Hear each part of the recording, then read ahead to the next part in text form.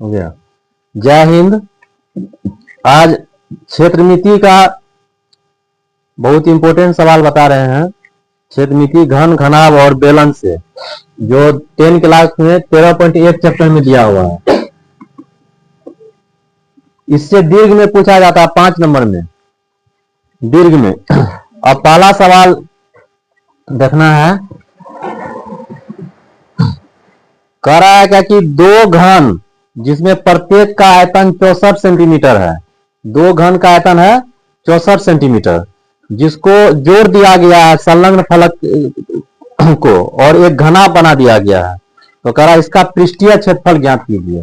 दो घन था, इधर देखो सवाल, दो घन है यह,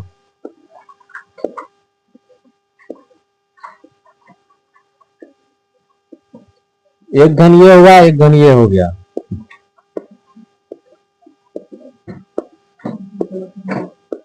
इसको जोड़ दिया और एक घना बन गया, है ना। दो घन है कह रहा, उसको जोड़ के एक घना बना दिया गया।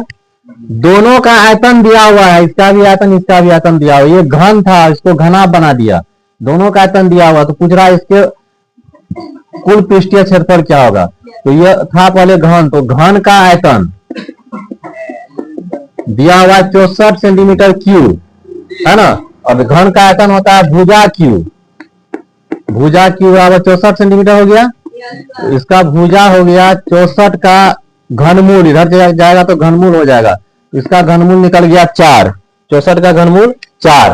तो ये 4 हो गया, ये भी 4 हो गया, ये भी 4 हो गया, ये भी 4 हो गया यहाँ पे, है ना। इसका लंबाई भी 4, चौड़ाई भी 4, ऊंचाई भी 4। ये जो घनाभ बना है, घनाभ, घनाभ की लंबाई 4 + 4 8, ये यहां से यहां तक ये लंबाई L हुआ, चौड़ाई B 4 और ऊंचाई H 4 हो गया।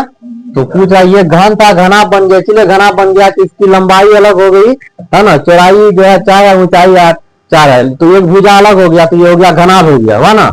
तो करा इसका घनाभ का संपूर्ण पृष्ठीय क्षेत्रफल, संपूर्ण पृष्ठीय क्षेत्रफल सूत्र लगाएंगे 2 × LB BH HL, ये सूत्र होगा घनाभ का संपूर्ण पृष्ठीय क्षेत्रफल का 2 × LB BH HL, है ना।